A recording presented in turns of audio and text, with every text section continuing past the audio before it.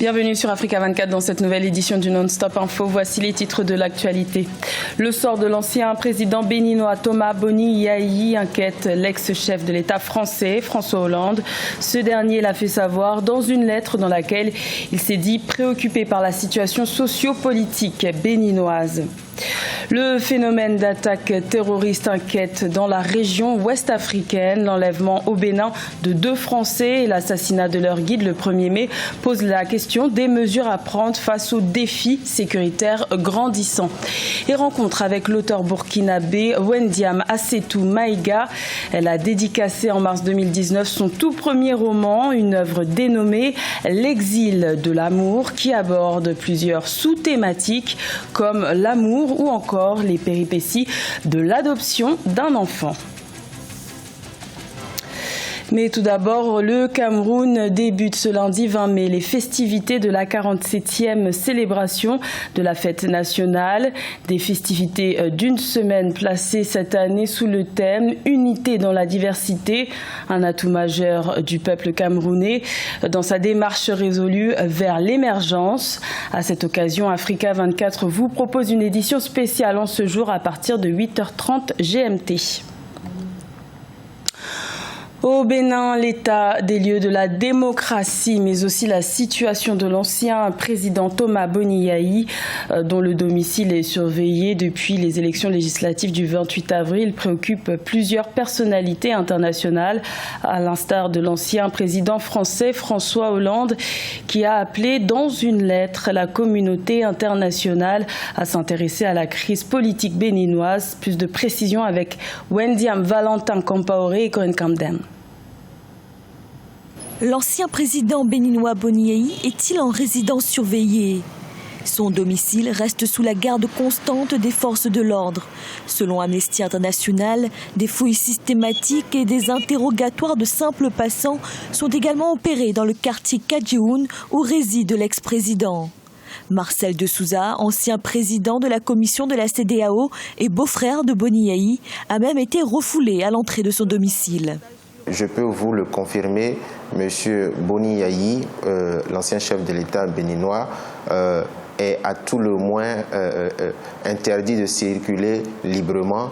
À tout le moins, il lui est interdit de recevoir des visites de proches parents, d'amis et de sa famille. Cette semaine, c'est l'ancien président français François Hollande qui, dans un communiqué, s'inquiétait du sort réservé à Boni Yayi. Dans ce communiqué publié samedi, il se disait préoccupé des graves atteintes portées aux droits de l'opposition et de la démocratie et invitait la communauté internationale à s'intéresser à la crise politique au Bénin et à son impact sur la sécurité dans la région. Le gouvernement, à travers le ministre de la Justice, Séverin Quenom, a expliqué que la présence de la police et des militaires aux alentours de la résidence de Boni Yayi avait été décidée en raison des émeutes. Si le ministre de la Justice estime que M. Boni Yayi n'est pas proprement parlé en résidence surveillée, on peut considérer qu'il y a forcément une restriction de sa liberté.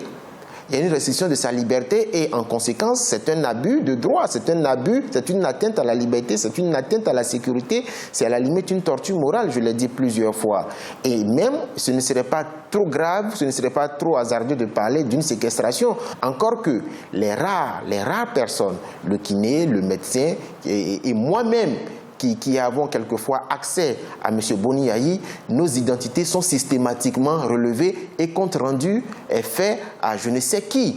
Il faut noter que l'opposition politique a été exclue des législatives du 28 avril, un scrutin marqué par un taux d'abstention record. S'en est suivi une série de manifestations dans le pays qui se sont soldées par au moins 4 morts. L'ONG Amnesty International avait dénoncé une répression post-électorale aux proportions inquiétantes dans un pays longtemps considéré comme un exemple de démocratie en Afrique. Un sujet commenté par Fanny Mounichi.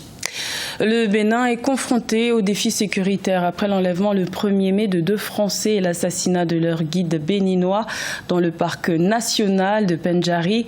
Le pays pâtit de la détérioration de la situation sécuritaire de son voisin, le Burkina Faso. C'est désormais un véritable défi sécuritaire qui s'applique à l'ensemble de la région. Reportage de notre correspondant Leftiounou. Une réelle menace terroriste pèse sur le Bénin, font observer des chercheurs.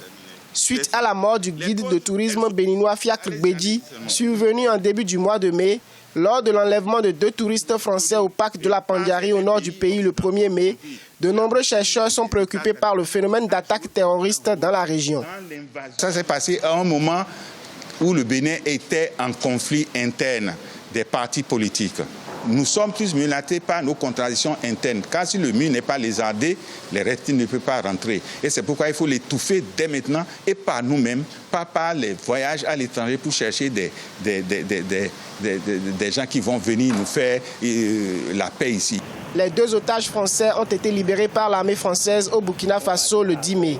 Selon de nombreux experts, l'armée doit s'investir dans la lutte contre l'invasion extérieure. Les chars doivent quitter les villes, nos contrées pour aller vers là où on en a besoin. Parce qu'une armée n'est pas faite pour lutter contre son peuple, mais pour lutter contre l'invasion extérieure. C'est pourquoi le consensus s'impose immédiatement par nos acteurs politiques. À part ça, il faut qu'on commence à tutoyer enfin le développement partagé. On a trop serré de ceinture ici au Bénin. La sécurité des villes et contrées du pays est renforcée par un dispositif sécuritaire impressionnant depuis la crise politique née de l'exclusion des partis de l'opposition au processus électoral. Par ailleurs, la justice a ouvert une information judiciaire suite à l'incident dans le parc de la Pandiari. Également dans l'actualité, l'ancien porte-parole du gouvernement de la République démocratique du Congo, Lambert Mende, a été brièvement interpellé ce dimanche 19 mai chez lui à son domicile à Kinshasa avant d'être relâché. Une affaire de diamants et plus précisément d'un diamant de 87 carats provenant de la province de Sankuru serait la cause de ce tumulte. Une affaire encore assez floue qui impliquerait son rival Basile Olongo, candidat comme lui au poste de gouverneur dans la province de Sankuru. Le député élu Lambert Mende dit avoir été brutalisé lors de cette interpellation et promet de porter plainte. L'éducation nationale ivoirienne est dans la tourmente. Un mouvement de grève des enseignants a débuté le 14 mai. Malgré une rencontre avec la ministre de l'Éducation nationale le 17 mai, la coalition des syndicats enseignants a décidé de maintenir sa grève dans le primaire et dans le secondaire. Reportage de notre correspondant Olivier Conan. Bras de fer entre le gouvernement ivoirien et les enseignants du secteur public. La COSEFSI, coalition des syndicats du secteur éducation-formation de Côte d'Ivoire, a lancé une grève depuis le 14 mai pour faire aboutir ses revendications. Les enseignants réclament la revalorisation des indemnités de logement et la suppression des cours du mercredi. La ministre de l'Éducation nationale leur demande de reprendre les cours en attendant les arbitrages du Premier ministre. Nous nous sommes parlé, nous nous sommes accordés sur un bon nombre de points. En ce qui concerne les revendications à caractère administratif, nous avons pu nous accorder sur des points qui sont effectivement réalisables, des points qui peuvent être satisfaits, non seulement à notre niveau, mais aussi au niveau du ministère de la fonction publique. La COSEFSI, de son côté, maintient son mouvement de grève jusqu'à la satisfaction de ses revendications. Les responsables ont convoqué une assemblée générale le 22 mai pour décider de la suite du mouvement. C'est quelque chose de très positif que nous, COSEFSI, avons salué. Cependant, quant à nos revendications, nous n'avons pas noté de volonté réelle du gouvernement d'aller à la résolution de nos problèmes. Nous n'avons pas suspendu le mot d'ordre de grève, donc le mot court toujours. A noter que la date des examens de fin d'année a été réaménagée pour tenir compte des perturbations dues aux grèves. Dans l'enseignement privé, qui représente une très grande part du système éducatif, les cours se déroulent normalement. Rencontre avec l'auteur burkinabé Wendia Massetou Maïga. Elle a présenté son tout premier roman en mars 2019. Une œuvre qui aborde plusieurs sous-thématiques comme l'amour entre un garçon et une fille, l'instabilité dans un couple ou encore les péripéties de l'adoption d'un enfant.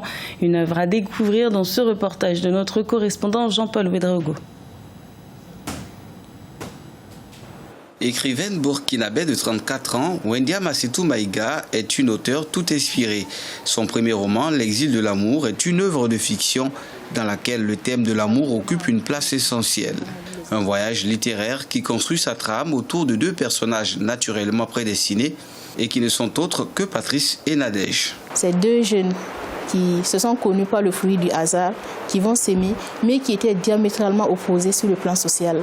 Donc leur amour, ils vont rencontrer beaucoup de difficultés. Leur parcours sera marqué par de nombreuses péripéties. Et finalement, le couple va décider de s'exiler pour pouvoir vivre leur amour. L'œuvre de 60 pages traite également des sujets au cœur de l'actualité, comme par exemple l'école et ses contraintes, l'instabilité des couples ou encore la maltraitance des enfants. Le lecteur, nous dit le postfacier, y découvre un monde où s'entremêlent dans la complexité, la tradition et la modernité. Et quand je regardais les œuvres à la bibliothèque, j'avais une grande envie aussi d'écrire. Et quand je suis arrivée à l'université, j'ai eu la chance de faire 2 années en lettres modernes avant d'aller en communication. Tout ça, ça me donnait l'envie d'écrire. L'œuvre, faut-il le rappeler, est parue en janvier 2019 aux éditions Les Écoles de la Vie et est entièrement disponible au format audio. C'était le journal de la rédaction. Merci de l'avoir suivi. L'information continue sur Africa 24.